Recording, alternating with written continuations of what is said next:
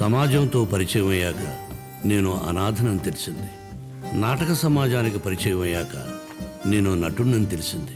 పండగొచ్చినా ఉత్సవాలొచ్చినా ఏదో ఒక ఊరు నుంచి మా నాటక కళా పరిషత్తుకి పిలుపొచ్చేది.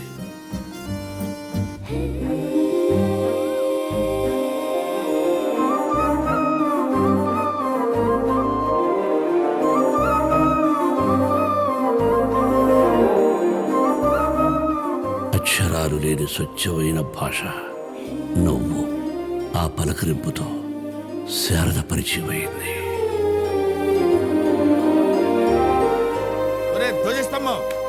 తప్పుకో, ఆపండి. వాడేదో సంక్రాంతికి వచ్చిన అల్లుళ్ళగా మీద పూలు చల్లడం, నువ్వేదో రిసీవ్ చేసుకోవడానికి వచ్చిన వాళ్ళగా తీసుకెళ్ళటం, మధ్యలో నేనేంటి? రేయ్, ఆ దండ నాకి, నేను కూడా దండేసుకుని వస్తాను లోపలికి. విడిది ఏర్పాట్లు ఎక్కడ చేశారండి? మా అమ్మాయి శారద. అమ్మా, వీళ్ళకి విడిది ఏర్పాట్లు చూడు.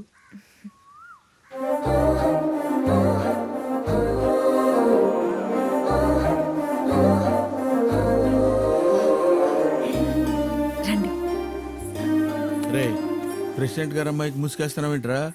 ముహూర్తం పెట్టి పెళ్లి చేయరు, ముసుగేసి చంపేస్తారు. పదా లోపలికి. ఓయ్, బస్ ఇంకా బయలుదేరదా?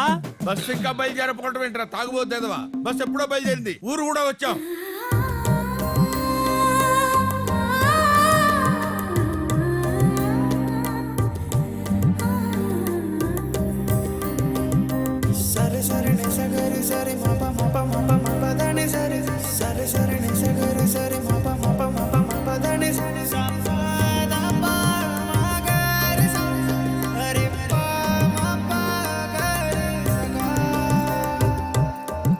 ఆ పిల్ల శివాజీ ముసుగులో పడుతుంది. పడనివ్వను.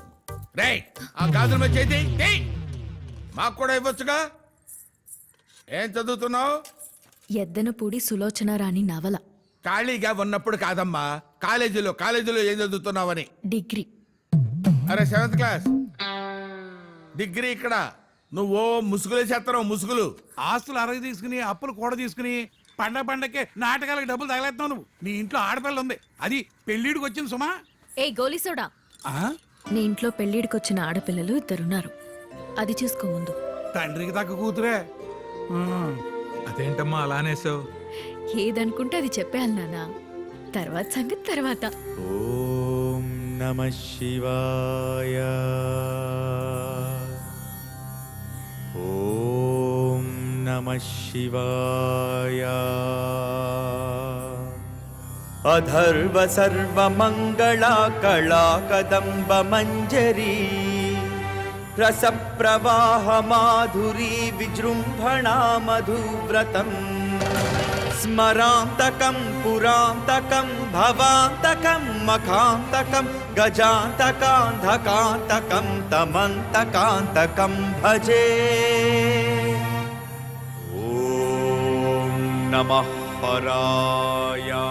రేయ్, నేను దుర్యోధనుడి పాత్ర ప్రాక్టీస్ చేయమంటే నువ్వు రావణాసురుడు పాత్ర ప్రాక్టీస్ చేస్తున్నావేంట్రా? శివాజీ రావణాసురుడే ఫేమస్ కదా, అదే ప్రాక్టీస్ చేస్తున్నాడు. ఏదా ఫేమస్?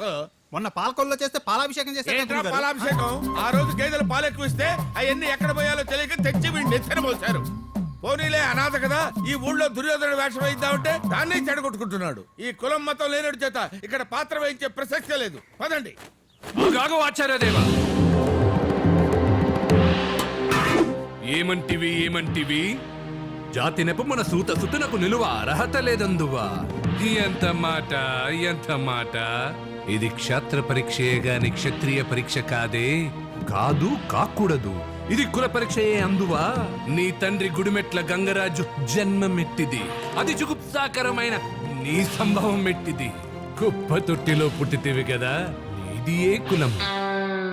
తిరణాలలో పరుసులు కొడుతూ 10 మంది చేత పట్టుపడి దెబ్బలు తిన్నప్పుడు ఈ కళా పరిషత్ కంటపడి వాళ్ళ కాళ్ళ మీద పడి నువ్వు ప్రాధేయపడితే వాళ్ళు నిన్ను చేరదీస్తే ఎవరు లేని సమయమున వాళ్ళ చెల్లి మీద పడి ఆవిడ అరిచి నువ్వు చేరిచ్చి తప్పక మనసొప్పక వాళ్ళ చెల్లినిచ్చి నీకు పెళ్లి చేస్తే అటుప్పే తప్ప ఆ కళా పరిషత్ హస్తగతం చేసుకుని పిచ్చి కుక్కవలె మా అందరిపైన పెట్టనుంచలా ఇస్తున్నావే.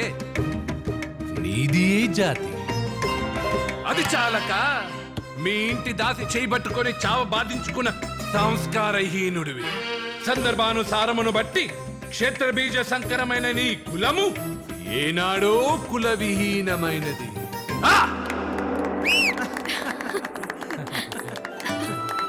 అద్భుతంగా చెప్పారు. ఏ వేషమైనా మీరే వేయండి.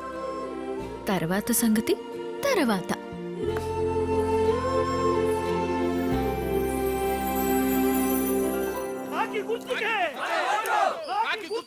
నమస్కారం ప్రెసిడెంట్. నమస్కారం ఎమ్మెల్యే గారు. ప్రెసిడెంట్ గారు, ఈ ఊళ్ళో మీరు నేను ఒకటే కులం. నాకేమాత్రం డౌట్ లేదు, మన వాళ్ళొట్లు మనకే పడతాయి. కానీ మిగతా కులపోళ్ళు చాలా మంది ఉన్నారు, వాళ్ళెవరూ నా మాట వినరు. మీరు చెబితే టెన్షన్ గా వినేస్తారు. జోగేందర్ గారు, నాకు అలాంటివి ఇష్టం ఉండదు. మీరు నన్ను ఇబ్బంది పెట్టొద్దు, మీకు తెలుసు కదా. అలా బిగుసుకోకండి, మీరు నాకు చెయ్యాల్సిందే తప్పదు. తప్పదని తెలిసినా తప్పు చెయ్యరు మా నాన్న. మీరు వెళ్ళొచ్చు. ఏంటమ్మాయి, నా లెక్కలో ఓటర్ అన్నాక అమ్ముడు పోవాలి, ఆడపిల్ల అన్నాక అదుపులో ఉండాలి. ఏంటిది, కన్నావా కొన్నావా? ఓయ్! తల్లి చెల్లి విలువ తెలియని సిల్లి నాయల ఒక ఆడపిల్లతో మాట్లాడే పద్ధతి ఇదే అంట్రా? సరేలే, అసెంబ్లీలో అడుగు పెట్టడానికి భార్యని చంపిన గలీజ్ కాలేగాడు. ఆడదాని విలువ నీకేం తెలుసు? కుల్లాలు ఓట్లుంట కుల్లాలు. మా అన్నను అంత మాట అంటావా? శివాజీ తొందరపడుకో.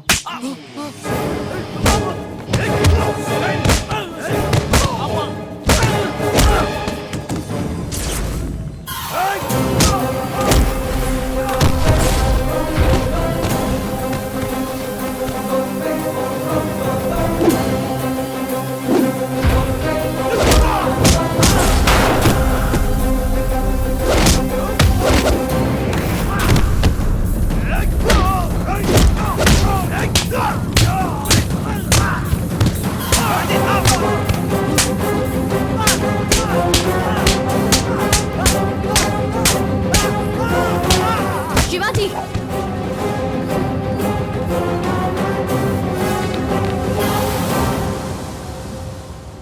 కొట్టేస్తావా? అందర్నీ కొట్టేస్తావా? తప్పు చేసిన వాణ్ణి కొడుతున్నావు, ఆపాలని చూసిన వాణ్ణి కొట్టేస్తున్నావు. ఏంటి అంత కోపం?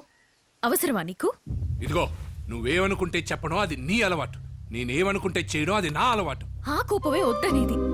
నీలో మంచి నటుడున్నాడు, వాణ్ణి బతికించు. ఈ గొడవలు పడేవాణ్ణి కాదు.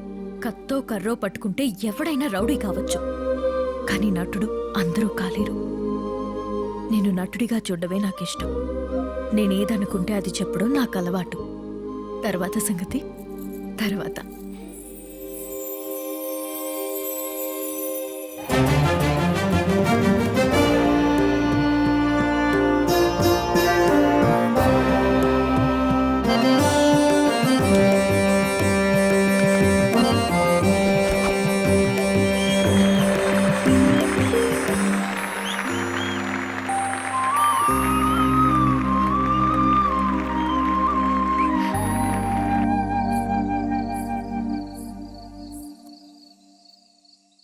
సరదా,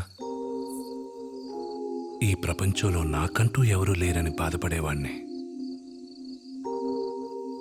కానీ నిన్ను కలిశాక నాకందరూ ఉన్నారనిపిస్తుంది. సరిదిద్దే అమ్మ, బాధ్యత చెప్పే నాన్న, ప్రేమను పంచే భార్య, అన్నీ నువ్వై నా జీవితంలోకి వస్తావా? నా ప్రాణంలా చూసుకుంటాను.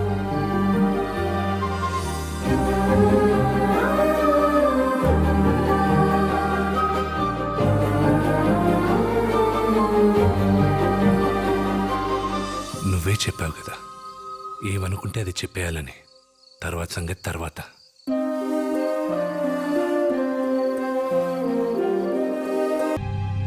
ఆవిడకి పెల్విక్ క్యాన్సర్ 3వ స్టేజ్లో ఉంది.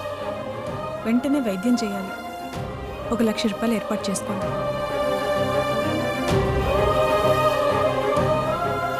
అలాగే డాక్టర్. 1,00,000 రూపాయల?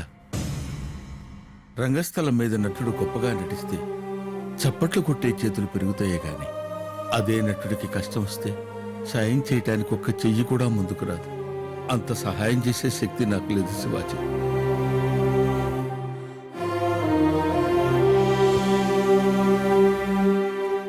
శివాజీ, నిజ జీవితంలో నటిస్తే ₹1,00,000 ఇస్తానన్నారు. చేస్తావా?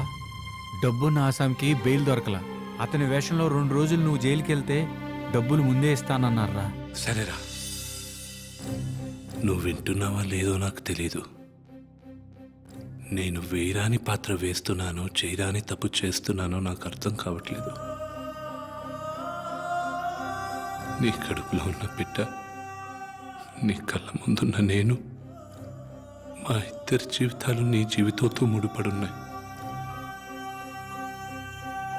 భార్య భర్తలు సగం ఉంటారు,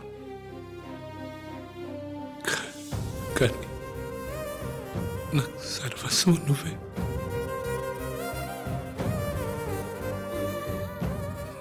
వదిలి వెళ్ళకు. ఏమంటే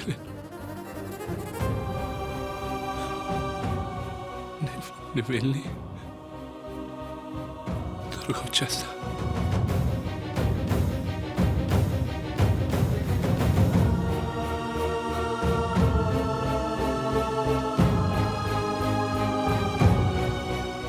ఒరేయ్, జాగ్రత్తగా చూసుకోరా. శివాజీ, నువ్వు ధైర్యంగా వెళ్ళు, నేను చూసుకుంటానుగా. అలా వేరే వాడి వేషంలో జైలుకి వెళ్ళాను. మోసం చేశాను. 2 రోజులని 2 వారాల తర్వాత రిలీజ్ చేశారు.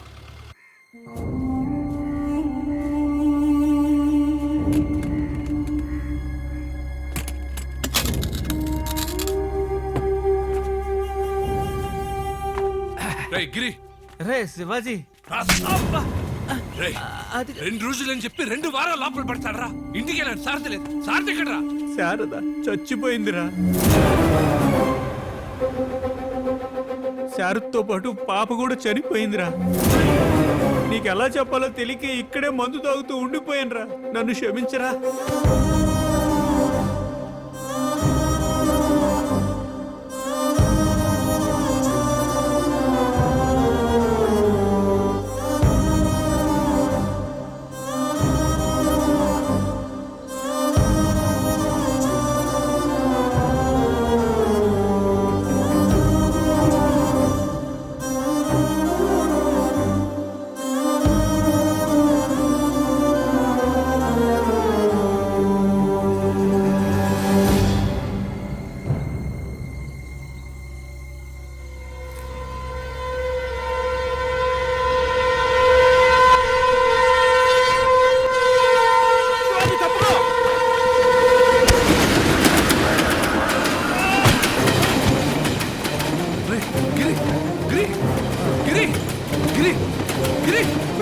ఎంత పని చేశావు? నా పాపానికి ఇదే కాటురా శివాజీ.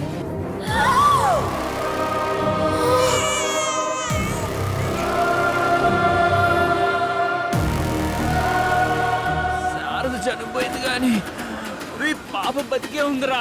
ఏమంటున్నా? నా వ్యసనానికి మీ పాపను అమ్మాలనుకున్నాను రా.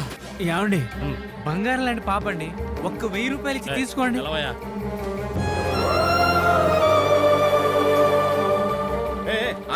పాప నమ్ముతావురా ప్రసాద్? ముందు వాడి చేతి నుంచి పాప తీసుకో. ఎవరో అనాథాశ్రమం వాళ్ళు నన్ను కొట్టి మీ పాపను తీసుకెళ్లారా. ఏ అనాథాశ్రమం రా గిరి? ఏ అనాథాశ్రమం? ఏ అనాథాశ్రమం రా గిరి? గిరి,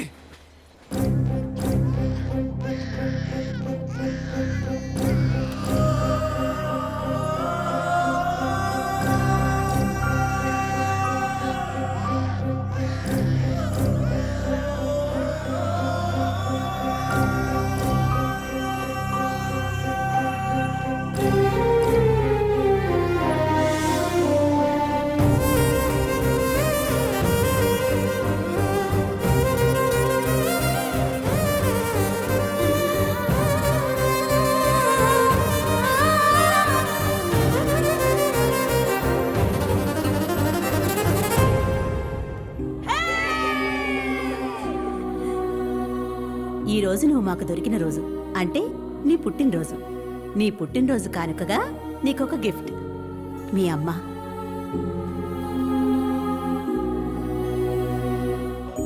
నువ్వు పుట్టగానే చనిపోయిందట. వాకప్ చేశాను. మరి మా నాన్న? మీ నాన్న ఒక యాదవా? తాగుబోతు తన తాగుడు కోసం నేను 1000 రూపాయలకు అమ్మబోతుంటే మేం కాపాడు తీసుకొచ్చాం.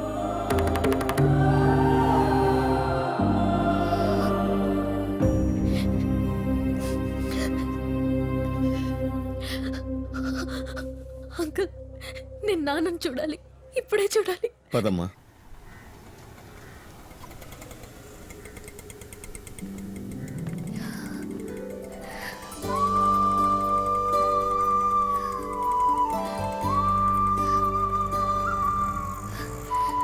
నానా,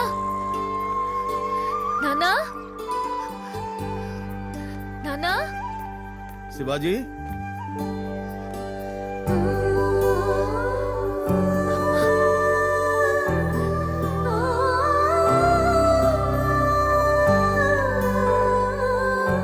అమ్మా నేను వచ్చేసాను, నాన్న దగ్గరికి వచ్చేసాను. కంగారు ఏం లేదమ్మా. శివాజీ ఎక్కడ ఉంటాడో నాకు బాగా తెలుసు. నేను వెళ్ళి తీసుకొస్తాగా. లేదు లేదు, నేను వస్తాను అంకుల్. రామ్మా.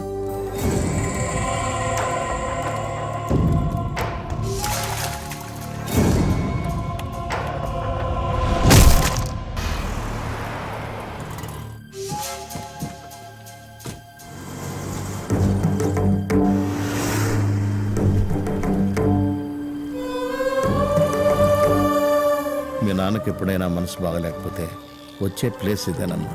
తప్పకుండా ఇక్కడే ఉంటాడు.